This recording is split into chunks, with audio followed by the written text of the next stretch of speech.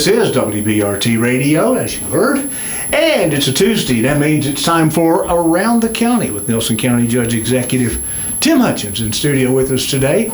It's all made possible by the good friends and sponsorship at Bardstown Mills and Area 1 Realty.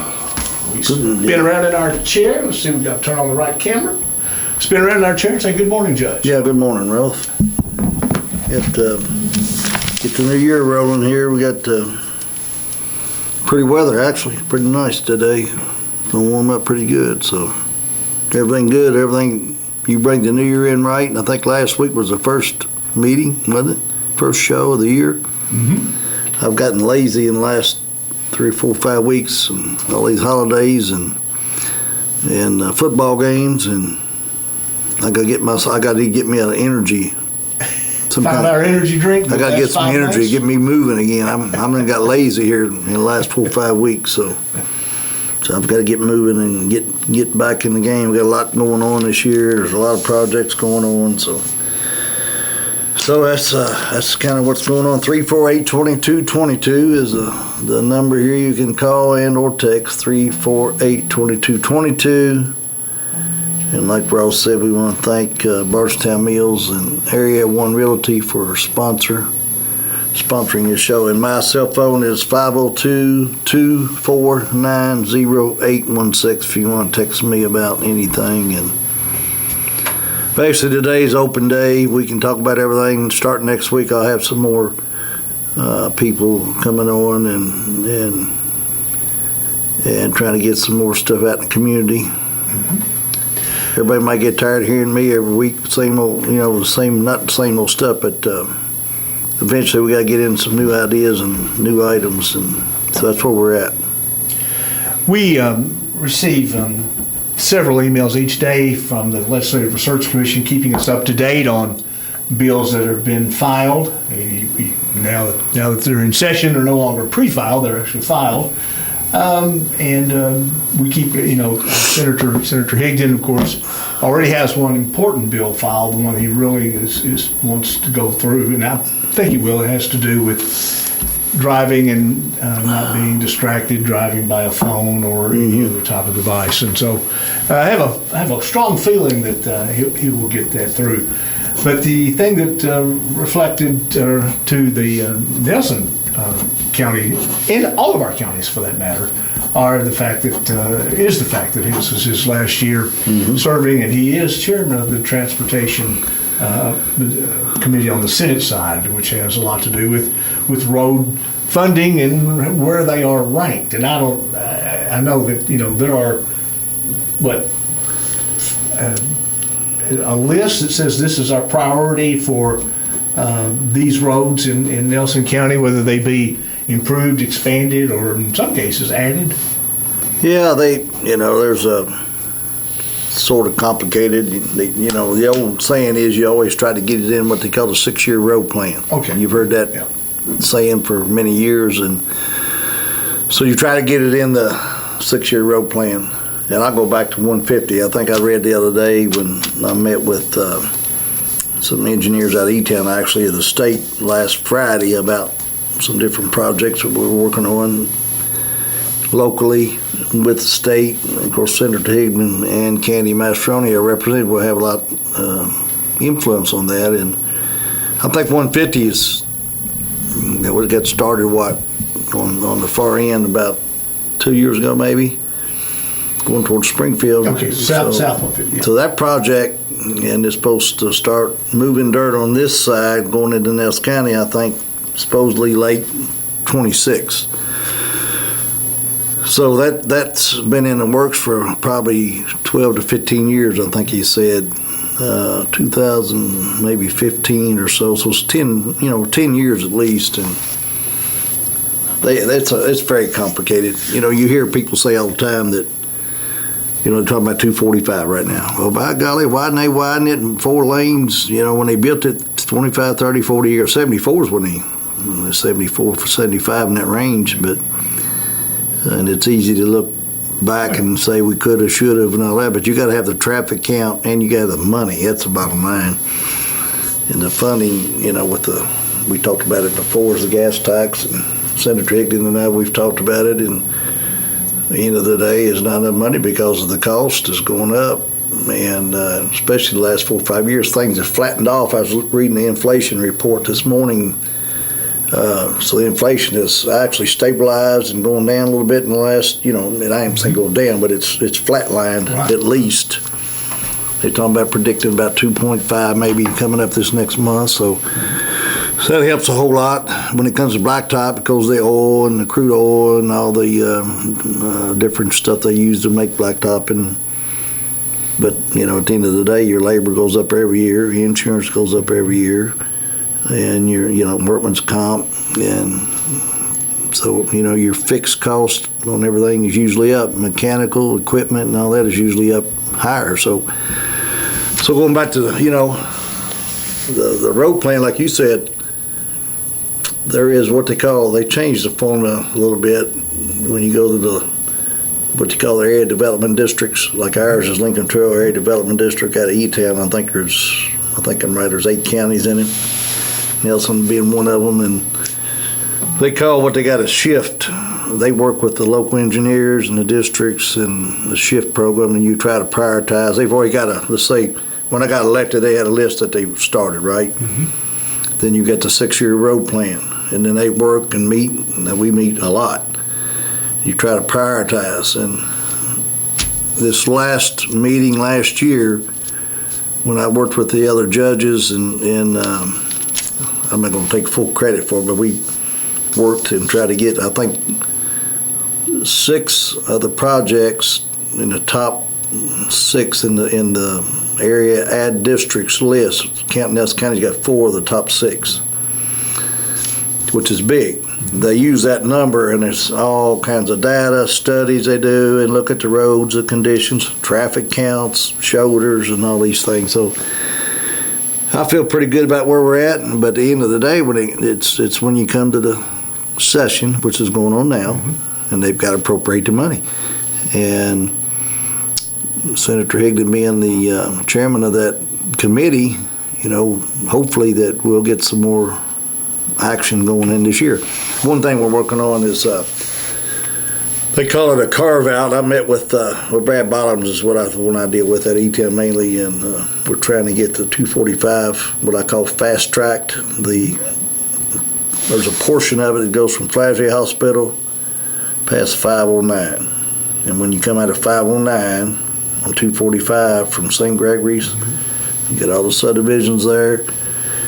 And it's a continuous problem. There's been several wrecks there, and it's about $7.2 million to do that piece of it. The whole road on 245 is about, I may have told you this, well, I didn't tell you this last week, but roughly about $100 million.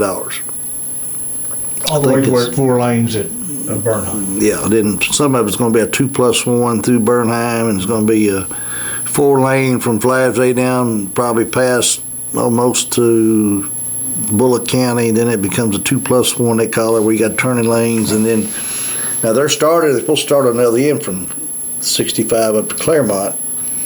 That project's been going on for years too, with the visitor centers and on that end. So you've got different districts, and the state's working together on these districts, how they do their funding. So we feel pretty confident. They've got the design just about finished. They should have another public meeting fairly soon on 245. And again, the most important piece, I think, and most of us agree to, is that section going down coming out of 509. And if we can get that carved out and do what we call a fast track, and that's about $7 to $8 million, and get that appropriated, and Senator Higdon's on board with that, I think. And again, you got to have the money. So that's what we're really working on, trying to get that phase moved up quicker. It's probably the most important one in the county, I think, right now, as far as traffic problems. There's, you can single out a lot of them, depends on where you travel every day. And so now they're talking about putting a roundabout at the Maywood entrance, and do the 150 there, and that one's ready to go. They bought right away, and they're changing that corridor on 150, and then I think the utility. So that one's, if we get the funding coming in this year, what we anticipate they will, that project will be starting to move pretty quick. So, but yeah, that's some biggies. You know, there's several. I mean, you can go every day and drive around. There's a lot of needs, but it's got a lot of good things going, I think. So it's being his last year. We kind of pressure him a little more, so see if they get his friends to help put a little more money in this. I hope they give him a nice going-away present, which is a lot of road money. I knew he was talking about that other bill that he was going to sponsor on the cell phones, and I haven't read the details of it yet, and I should be getting copies of all these bills. Matter of fact, I've got some the other day, and there'll be, a lot of bills coming through, and hopefully they don't add a lot of red tape. I would like to see them clean up some of the red tape while they're in session and come up with some common sense bills that we need for the community, and don't force a bunch of stuff on us. So there'll be a lot of discussion going on. I think last week was our first week, wasn't it? Yes. Mm-hmm. Yeah. So. There is one, I don't know if the bill was filed or it was the news release went out on it this morning. It's kind of an interesting one because we've had Nelson County Coroner in here in studio yesterday. I had her in here, yeah. Yeah, a bill's been filed that would increase the pay of the coroner's office in all 120 Kentucky counties based upon kind of with the same pay thing that it mentioned judge executives and sheriffs. Not the same amount of money because it's obviously a different job, but to have some basis for it based upon population. I don't know how it's set now. Is it obtained or set by the fiscal court, or is there some regulation now? Well, there is some policy, and I don't get into the weeds of it all because I haven't read it in full detail, but it's basically the fiscal court establishes the pay rate as it is today. And I guess that's what state law says. But then you have to adjust that during election season. So you can't give yourself a raise or try to get a raise during the off years because it can become political and people running for offices, and that's basically on a lot of offices, I think. So I do think that, or I do know that if the fiscal court chooses to give the coroner a raise, it's a local policy. I did read one the other day where the state, where they were trying to get that pay scale higher. Some coroners in some counties make a lot more money than others. I haven't got the whole 120 counties, but there's no doubt it's a tough job, and I think my opinion is that the coroner probably needs to be, they need more money. I mean, it becomes, it's not, I don't guess really a full-time job, but it becomes a pretty dang on, if you're in a bigger county, it should be based on your population somewhat, I think, because of the needs. So I don't know what the bill would say. If it's based on population and time, I think county, let's say Nelson County's rounded off at, let's say 50,000 people. And then there's some policies in the state law that says you can have deputy coroners. We have up to 3. I think it's mandated that you got to have up to 50,000. You can go. I don't think it's mandated, but the fiscal court can choose to do that. So they had 2 deputy coroners for years, and then we chose last year, after our second or third year, we chose to add another deputy coroner because of the demand. And I don't know how that'll go through the state, but to me, when I was reading on it, they're going to keep it local. I don't know how to go, and I do think the coroner in this county definitely needs more money, regardless who it is, because of the time they do put in, and it's a tough job. Tough job, and you could put a lot more hours and time and stuff getting to that point. I mean, it's not just like you go in and pick up a body. I mean, there's a lot more to it. Okay. Let's see, Judge. Let's turn around. I'm going to get on the not get some ignoring calls. you by turning my back on you, but I am turning my back so I can read. I get ignored a lot. And this is some texts that have come in. It says, have a question for the judge. Have you ever eat at the Senior Citizen Center building? And if so, you know where the food comes from, who prepares it? The Senior Citizen building, I have been out there before, yes, and they have a lot of activities there for the seniors, and then they prepare the food. Now, the food, I think I'm accurate here, is Central Kentucky Community Action. Mm-hmm. The seniors go through that program, which is funded by some state, mainly federal money. Mm-hmm. And there was some talk about during the government shutdown and some cutbacks and things. During the COVID, I wasn't a judge during the COVID, but they opened up and let them do a lot of drive-through. Mm-hmm. Prior to that, I don't know if they did any drive-through, to be quite honest, because the ultimate goal is they want people to intermingle. Right. And seniors get there and do activities, stuff to help them get through life, loneliness and so on, especially the ones that are single and lost a spouse, and provide them a meal. So during the COVID time, they opened up where they do the drive-thrus, and I think, based on my knowledge, I dealt with Brian Conover. He's the chairman or the executive director of Central Kentucky Community Action, and I belong to that, that group, and so they're making some changes, and they can blame it on whoever making cuts and so on, but I think they're going to eliminate some of the drive-thrus, maybe not all of it, but they cook those meals on site.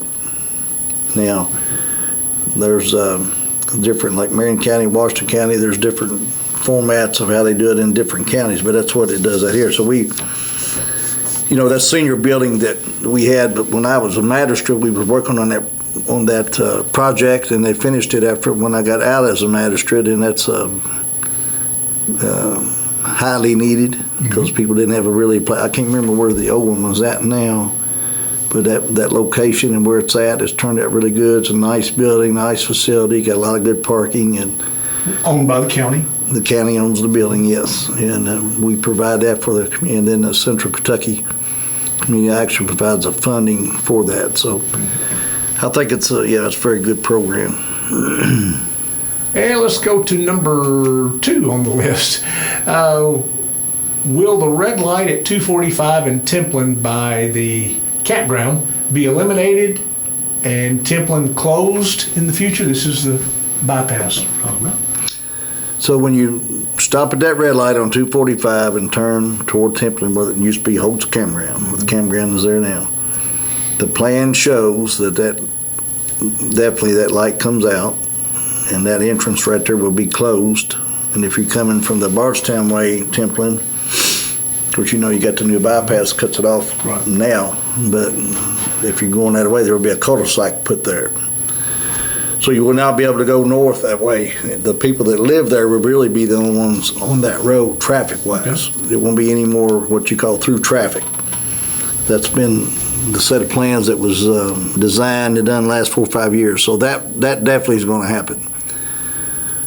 The red light originally was going to be moved up where the new bypass comes out and hits 245. Now, when I met with them again Friday over there about the roundabout they want to put on 245, and I don't think it's signed to say maybe. They haven't signed a contract yet, but there will be a roundabout put there and no red light, and that's what the plan is today. And probably midsummer when that thing gets completed, and then we'll have some. We worked out.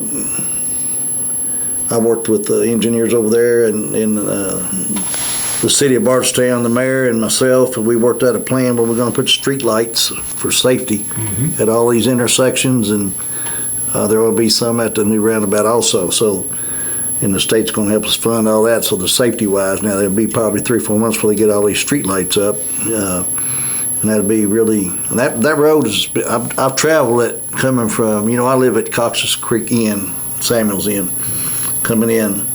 And I've noticed the pattern.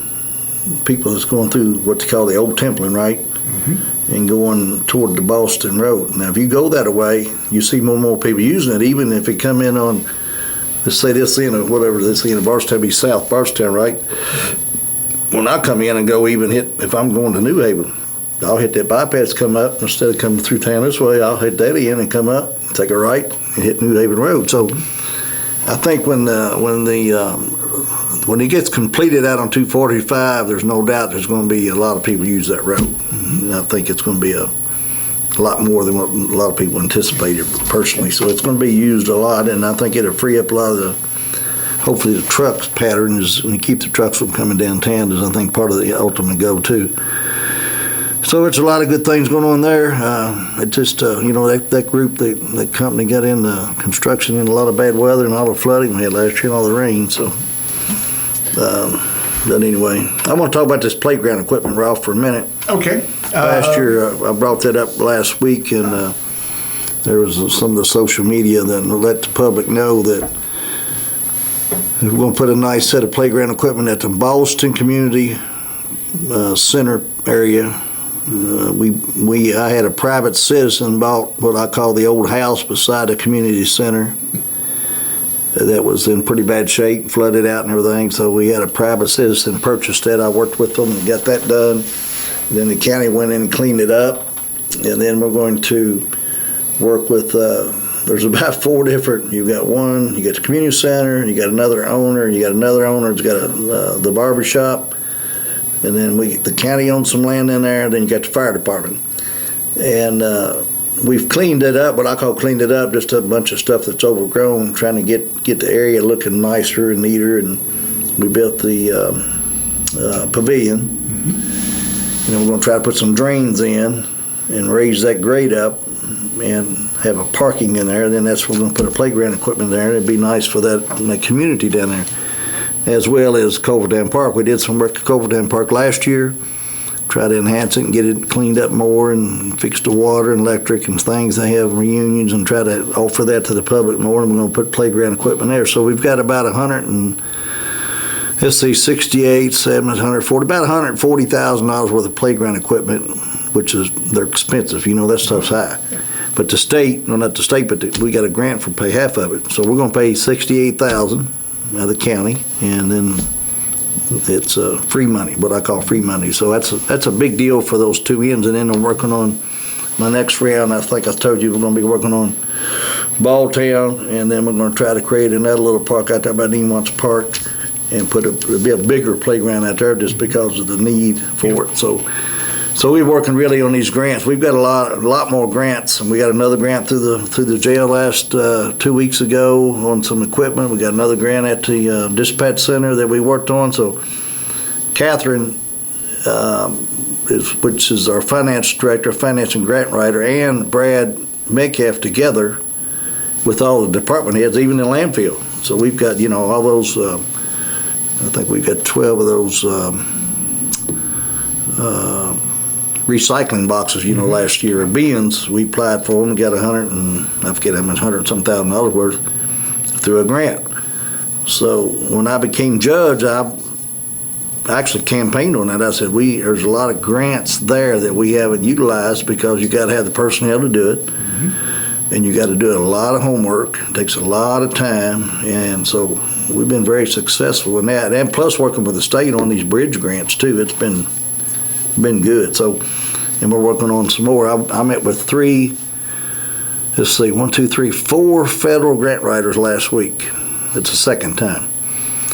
And it's pretty amazing. You can see what's there and what's available. Now, it's a lot of hoops to jump through, a lot of work. And so we're working on some more through the federal side that I feel pretty confident you'll see some more projects that we're working on that we get some funding through there too. So anyway, I just want to bring that out, let everybody know that that playground equipment was funded and then the $70,000 that we are, $68,000 that we are paying, plus to save another $50,000, and we're going to do it ourselves in house. Yeah, that's a lot of money there. So it's a win-win for the community and saved us a lot of money to do that.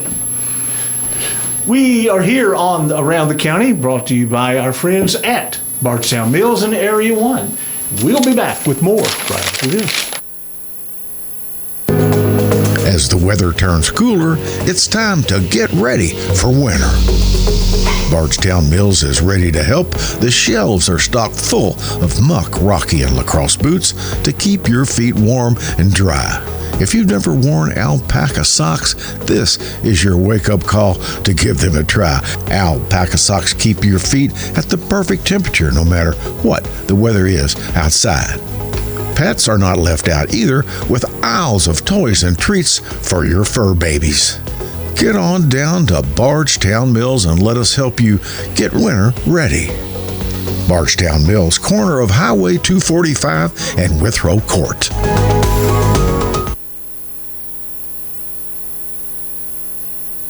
For Area 1 Realty, here's Mike Ballard. Thinking about buying or selling a home? Trust the real estate team that Nelson County has voted best of the best year after year. At Area 1 Realty, we're proud to be your local trusted partners in real estate. With deep roots in Bardstown community and decades of combined experience, our agents know how to get results. Whether you're buying your first home, upgrading, or ready to sell, we're here to listen, guide, and help you make the right move every step of the way. Stop by and see us at 106 North 4th Street in Bardstown, right in the heart of downtown. Or give us a call to get started, 502-349-9363. When you work with Area 1 Realty, you're not just working with professionals, you're working with neighbors who care. Area 1 Realty, where home begins.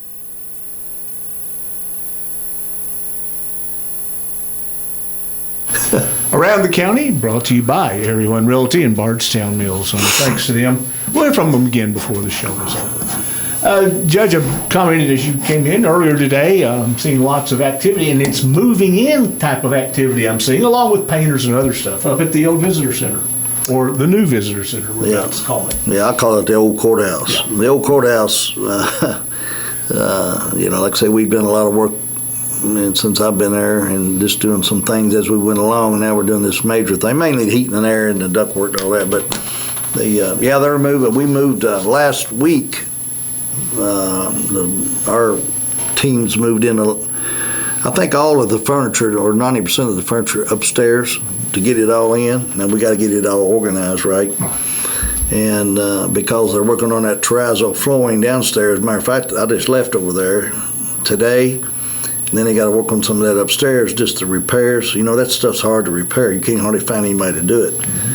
And then some of it downstairs where they moved some of the counters and things, it's just, we got to get it to match. So that's pretty complicated and it's expensive. And I hear that somebody was able to find the entity that installed the original terrazzo and is doing this one. Is that correct?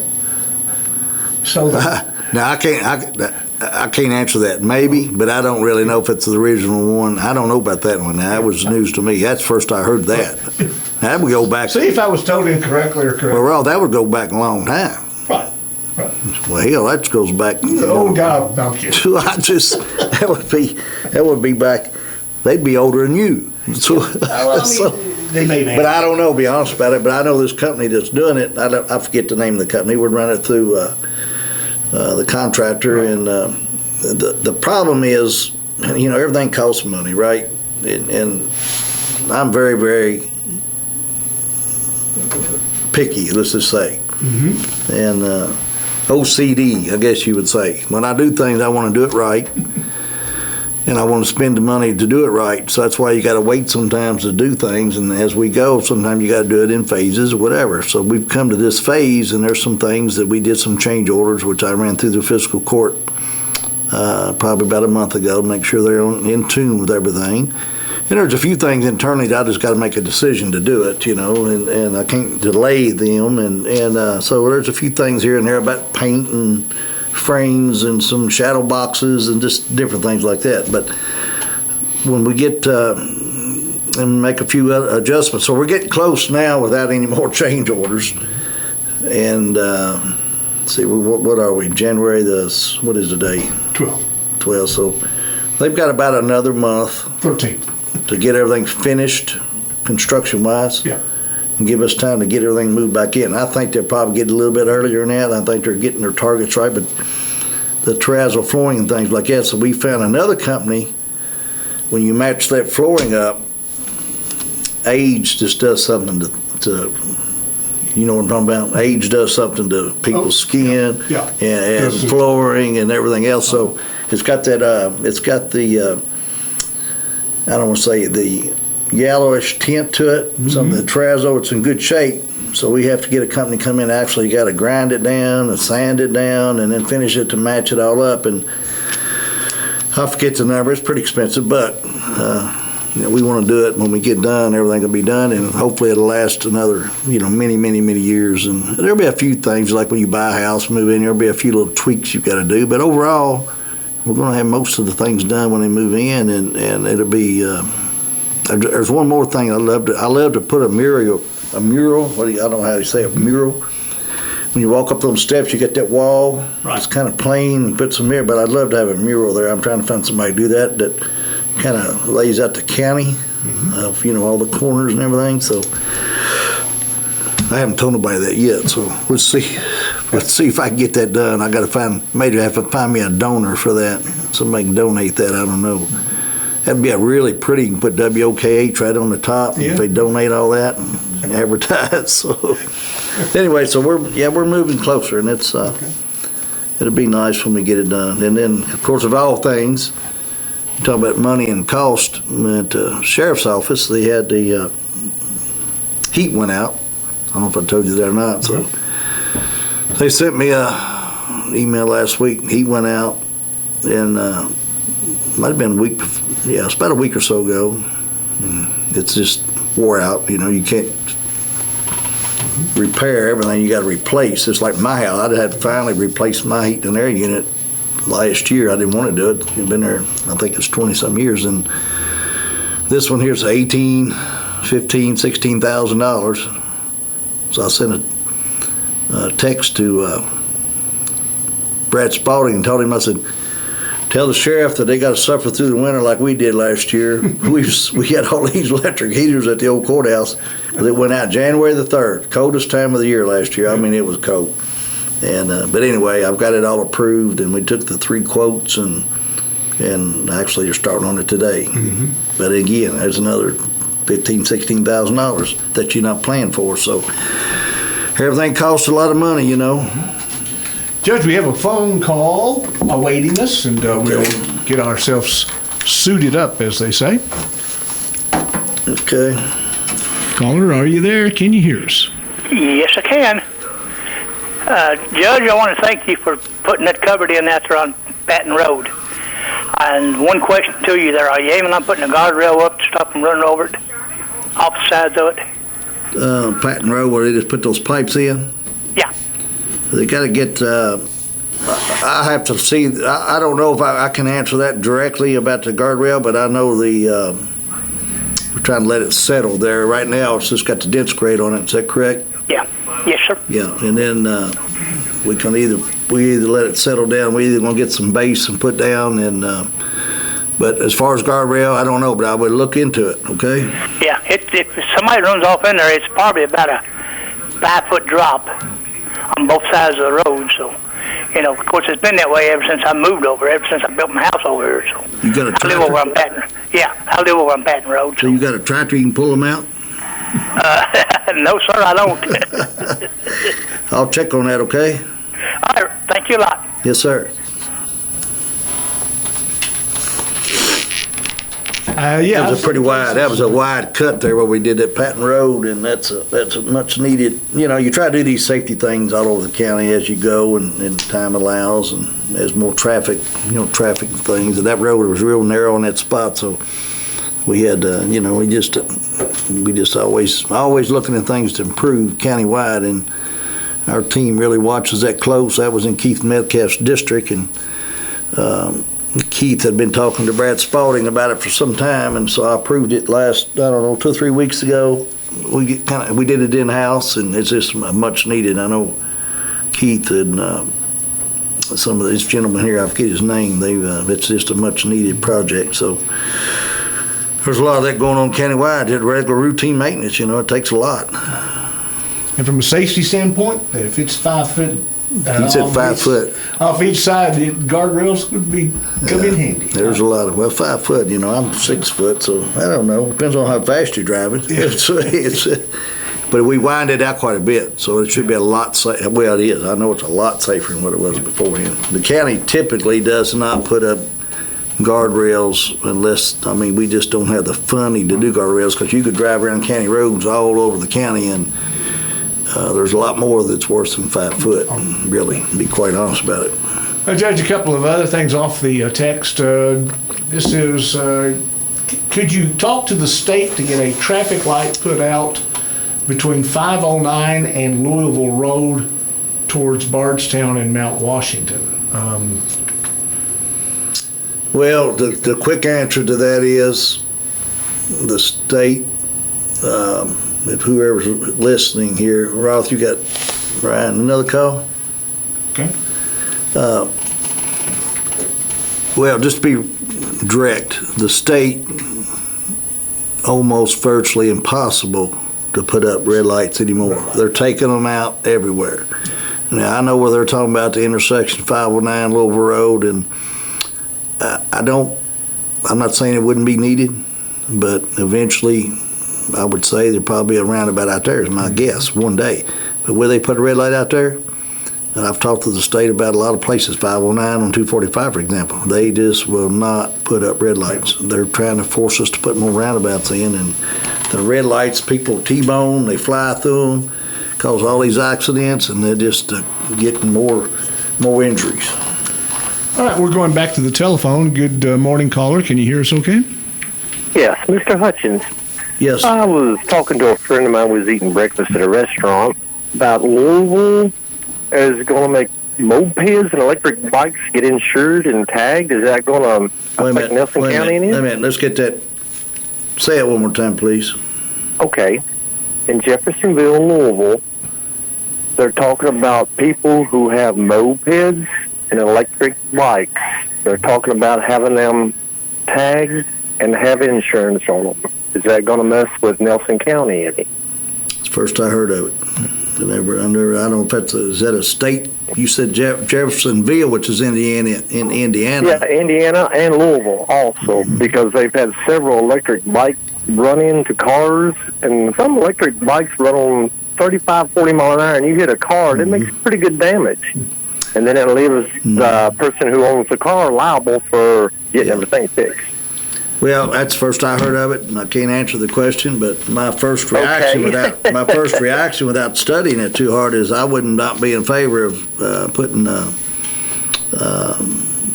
they can license them. I know you can get motorized bicycles now, and the bicycles, whether you like them or not, they're pretty dangerous. But people that there is a need for that, I guess, in certain areas. But I tell you what, when you got bicycles out there by the cars, it's dangerous. And there's a lot of them got these motors on them now that I see that people drive. And you ride up down these back roads, man, and I seen them just the other night. And somebody was riding one that didn't have any kind of light on it or anything. And I mean, it's dangerous and very dangerous. That's a death trap.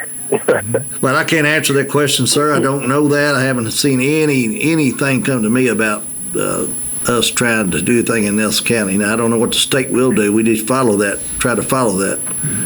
As the next few weeks come on, we'll try to address that. Okay, thank you for your time. Yes, thank you for calling. All righty, let's see. You got another call?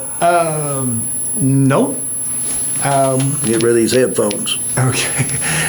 Says the county cleaned up private drive. I'm not sure. Is the county cleaned up a private owned house? Question mark. It doesn't say can they, did they, have they, but again, I'm not sure where they're going to do have a question mark on it. Well, can you clean up a private property, I guess is what they're asking. Yeah. Our nuisance ordinance, which has been in place for many years, and I've been harping on it to get properties cleaned up. We legally can go in and clean up a property and put a lien on the property. Now, when I say that, there's some steps you got to do. It's not as easy as you think it is. You got to get maybe the judge approve it, the district judge, and we have cleaned up some properties that people that were vacant, people are not living there. I think a lot of it depends on if they're living there or not living there. So, because we've used the inmate program as much as anything, so it don't cost the taxpayers any money. And go in and mow and get Johnson grass taller than this ceiling and people different, isolated places. And our nuisance office, Vanessa and her team's done a great job. Like I said, we had a few speed bumps early on to get cleaned up. I've said this before. And I think she's very, very passionate about doing it, and then also working with people and trying to help. We try to help people as much as possible. Some people don't have the means to do it. But so I think if that's a question, can we do it? I think it says, yeah, I would say yes. How do you get to the end result? It's not as easy as you can, but I think it's possible. And they can call 348-1800 anytime. I'm telling everybody that for any kind of questions or the right departments we need to get to, we'll try to get them to that area. That's the main line coming into my office. Judge, you got a multi-line, multi-sentence question here, apparently. So here we go. I'm going to read them all. How do you determine if and when an exit interview would be conducted? Who completes the NCG exit interview? Is that NCG is Nelson County J? Is that me? Nelson, is it NCG exit interview? How many officers have left the Nelson County Sheriff's Office in the past 2 years? Was an exit interview requested by anyone that left in the Sheriff's Office in the last 2 years? Do you complete any additional exit interviews after the one that was requested? If so, why? If the interviews that you conducted with Sheriff's Office, what were the main issues noted? And finally, have you ever witnessed any of these issues in the meeting that you have had with the NCSO, Nelson County Sheriff's Office? That's a lot of questions. A lot of questions, interviews, yeah. Departments, 15. Well, let's just go back to exit interviews. When the sheriff, I told him that I did exit interviews in his department, and I told him that there's 15. If we're going to go back and repeat all this stuff again, but there was 15 deputies that had left the first 2 years that I was a judge. I think one of them asked for an exit interview, and that's kind of what triggered some of it, okay? I think in any department, I don't care if it's McDonald's or Handy Food Mart or whatever, if you lose 15 highly trained, qualified people, I think it's a problem. I talked to the sheriff about that several months ago. So that happened. I didn't interview all 15, but I did exit interviews in other departments on my end. I mean, I did some, I think I did some, I don't have them all, county clerk, animal control, I know EMS, road department, different ones I did randomly pick different ones that I think I want to check and make sure hopefully if there's a problem, we can fix it, Sometimes you have to either change your leadership or you change your policies, or people need to, work together, whatever it is. So I have done that in several departments, and I think it's been very successful by doing it, and we made some changes, and dispatch, I can go on about a lot of things that we've done. So I have done that, and I think that we've been successful by doing that. I do the exit interviews, and I usually have one of my HR people with me, which is my main HR person, okay? And then when it comes, I think that question was when it comes to the sheriff, the 7 interviews I had, or I did 8, I think, and 7 out of the 8 said it was leadership about retaliation and bullying and how they manage the deputies. And I've said this before, it's crystal clear. So that's pretty much the answer to the question, I guess. Mm-hmm. Okay. We have another caller on the line, and we shall activate the phone lines. And good morning, caller. Are you there? Can you hear us? No. Sorry about that. Caller is gone. Made you put your headphones on. I'll leave them on. Somebody calls. Okay. Going back to the text, do you know of any developments going on in the Cox's Creek side of Louisville? The Louisville Road area seems to be a business opening. I'm not sure exactly where they're talking about, but you live out that way, so. I know there's a residential development going on Louisville Road. So I don't know of any commercial that I know of. Okay. You got another call here. All righty, let's go to the phone. Good morning, you're on the phone. Do you hear us okay? Yes. Okay, go ahead. I wondered if we ever got anything straightened up about the house on the end of Hugh Ice Loop. It's all rolled up and kind of falling down the house and everything there. So, a few months ago, they said it was in court. I was just wondering if I ever got anything straightened up, if they're going to clean it up or not. Well, there was I've talked about that. I think somebody called here a month or two ago, and it's been an ongoing thing. I think that property is zoned commercial, and it's got some kind of zoning attached with it. And when it's zoned commercial, it's totally different than residential and how much authority we have to clean up the property versus residential. So they did work with this individual, and they did a bunch of improvements there. Now, how much more? I haven't been by there personally, but I will follow up on it when I get off here. Okay, caller, you okay? All right, apparently they went away.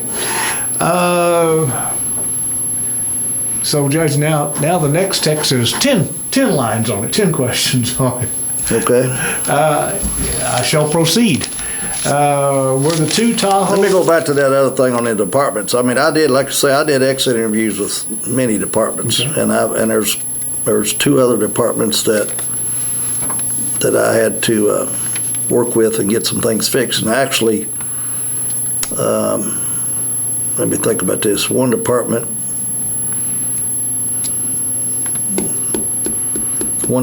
for sure, somebody got terminated over it. One of the employees got terminated over some issues that they didn't fix, just to let you know that. We're back to the Sheriff's Department here. Number one, it says, were the two Tahoes approved by fiscal court? Are vehicles normally approved by fiscal court? Is it illegal for the Nelson County Sheriff's Office to purchase the Tahoes without fiscal court approval? And who pays the insurance for all vehicles titled to the Nelson County Fiscal Court? That's four of them. We'll get to the rest of them. So. Well, getting back to the Tahoe situation. Yeah. The sheriff ordered two Tahoes. Legally, he can do that because at the time it was under his budget. Historically, it's never been done that way. Everything that we've ordered always comes through the fiscal court, and communication let us know it didn't happen. He ordered it without going through the fiscal court. Second question, and I think they should. I think everything needs to come through fiscal court, but I checked the law and everything. He has authority to do that, and he ordered two Tahoes, okay? Because there was still money in his budget. In his budget to do that, right. And it was an approved budget through the sheriff, okay? Fiscal court does pay all the insurance liability and everything. That's where I got a problem with it when it comes to titles. Is that, did it say something about titles there on that one? It hadn't gotten to it yet. Well, the insurance we pay, because you said something about the Tahoes. Yeah. And that's where I was going to tell you what, when Mr. Brooks had on his Gazette, since you on this subject. But anyway, go ahead and, is there anything else with that? Oh, yeah. Let's go back to the insurance. So the insurance and liability in every department, every single department, including the sheriff, is paid for by the fiscal court. And the sheriff's claims is about double what the state average is. And I've said that publicly before. Maybe not double, but 40 to 50% higher than what the state average is. Which means, in my opinion, based on our insurance, we go through the Kentucky Association of Counties, that our insurance premiums will go up even more. So what names are all the other vehicles in the Nelson County Sheriff's Office fleet titled to? Why would the sheriff want these two titled differently? I guess they're insinuating they know the answer to the question before. And who requested that the two Tahoes be placed in the name of Nelson County Sheriff's Office? Is it all of them? No, there's more. Who requested that? Okay, got that. Who requested the forgery investigation against you, and what is the status of that investigation? Is that all of them? That's all. All this must be stemming from Jim Brooks wrote an article in the Kentucky Gazette after the last meeting. He asked me some questions.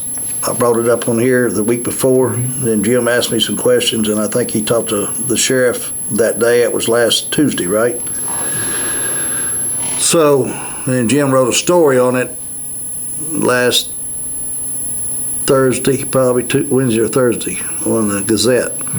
And it was okay, but it wasn't accurate.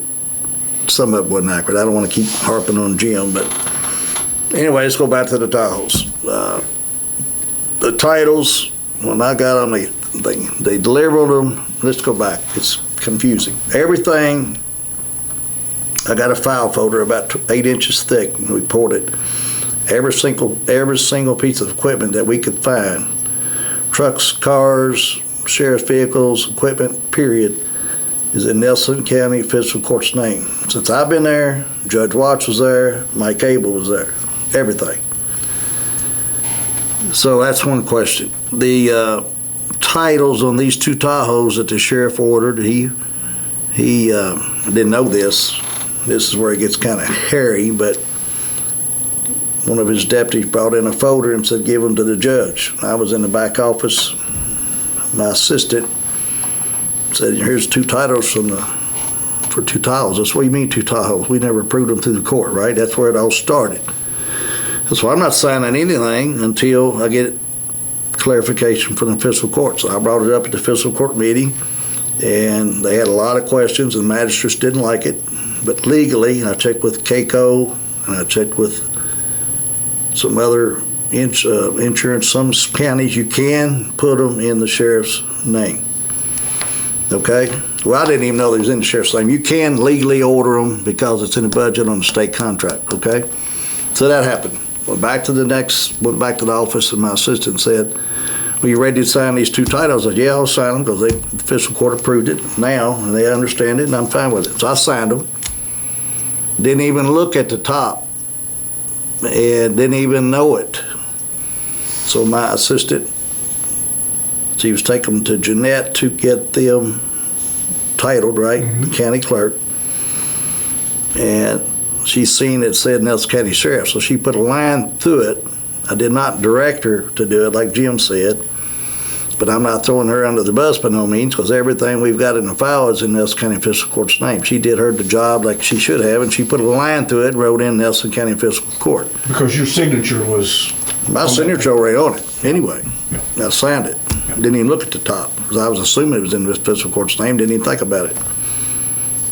She took them to Jeanette. Jeanette said, well, you can't do that. You can't put a line through it. Jeanette told her, so I called Jeanette. They said, you can. I said, what the hell are they doing the sheriff's name for? I called Bachman Chevrolet. I went to the salesman's house, Bachman Chevrolet. He said he was directed by the sheriff to put it in the sheriff's name. Okay, that's fine. I checked with KCO. I checked with very few counties, but you can legally do it. And that's what I don't think we should be able to pay the insurance on our side. At the end of the day, it's not the sheriff's vehicles. It's not Tim Hutchins' vehicles. It belongs to the taxpayers, period. I don't care wherever. So I don't see where it makes a big difference. I personally think everything should be in Nelson County Fiscal Court's name. So that happened. So Jeanette, we called her, and she said, we can do an affidavit of change, whatever they call it. Check with Bachman Chevrolet and Lowell. They said, oh, we do it. It happens all the time. Jeanette said it happens, several times a week. People either write in the wrong spot, they scribble something out. It's got to be a clean title. She said, all you do is an affidavit.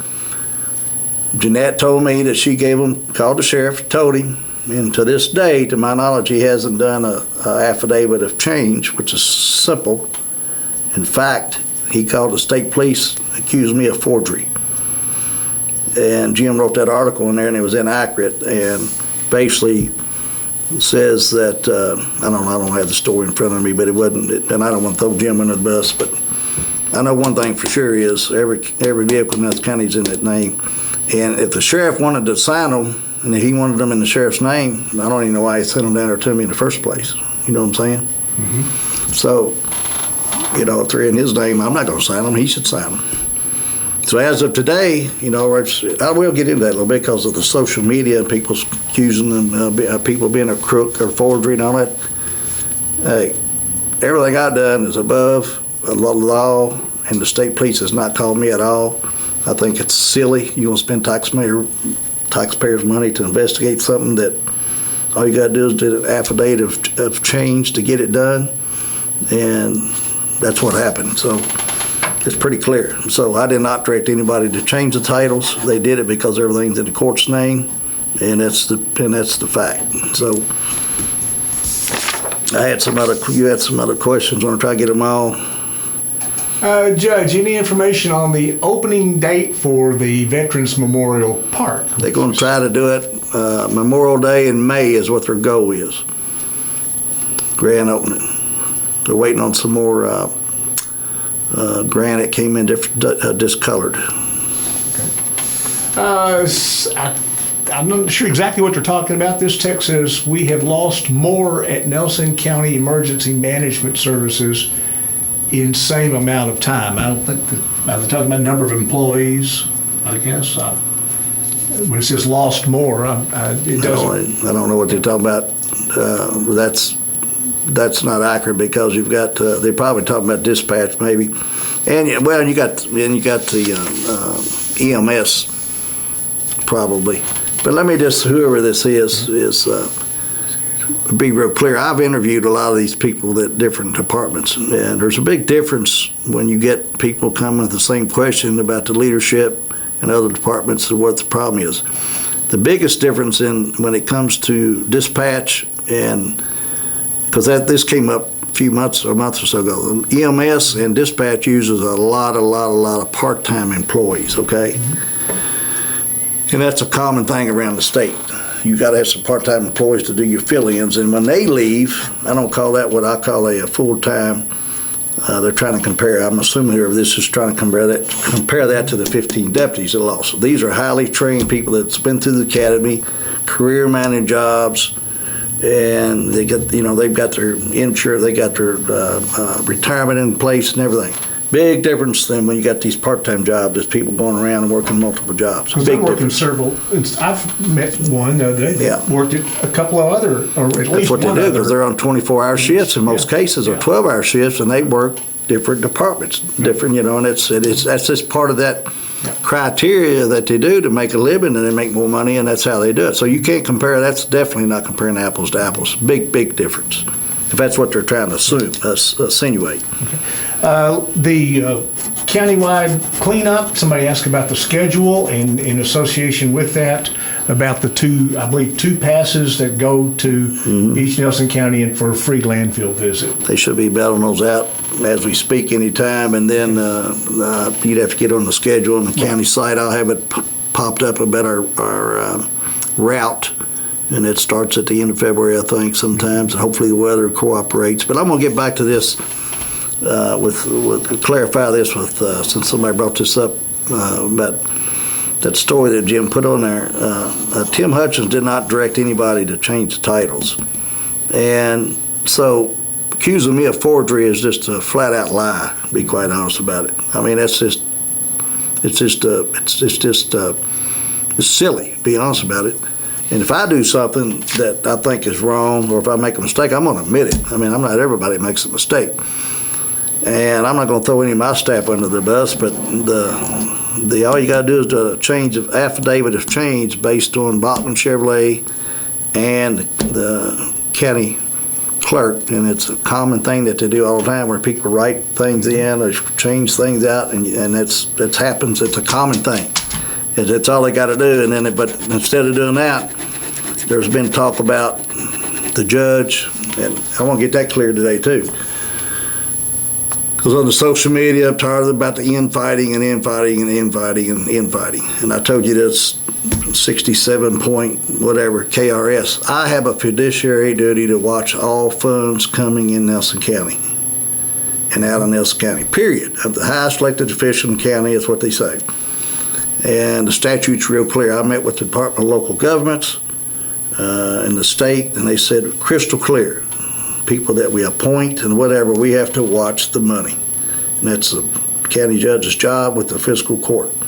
And I don't give a dang on what department it is. That's what I do in every department. I don't single out anybody, so I'm not picking on anybody. When there's problems in the department, I'm going to try to fix it. So they call it infighting or whatever. I'm just put the facts out there and let the people know what's going on. And they can see what's going on, and You know, what I've told you this 100 times, when we gave the police $6.58 in raises, I campaigned on that, and I support the police 110%. And fighting the crime and everything, I think this court went over and above to take care of the police in this county, and I think that's what everybody's ultimate goal is, and that's one reason why hopefully it looks like some of the drug use is down. The police departments are really aggressive into that. We know the overdoses and deaths are down, and I told you that last week. I think the sheriff's department, police department, all these organizations together has done a good job in that. So, you know, I don't want to discredit any of the county deputies. I've had a very good relationship with them and encourage them and work hard, and it's a dangerous job. You put your life on the line every day, so I'm supporting them 110%. But as you know, there has been some issues when you lose that many deputies, and if people don't think that's a problem, we're just going to disagree. Well, Judge, we are out of time, and we will do this again next Tuesday at 11 o'clock around the county on WBRT, made possible by Bardstown Mills and also made possible by our friends at Area 1 Realty. Stay tuned. News is next.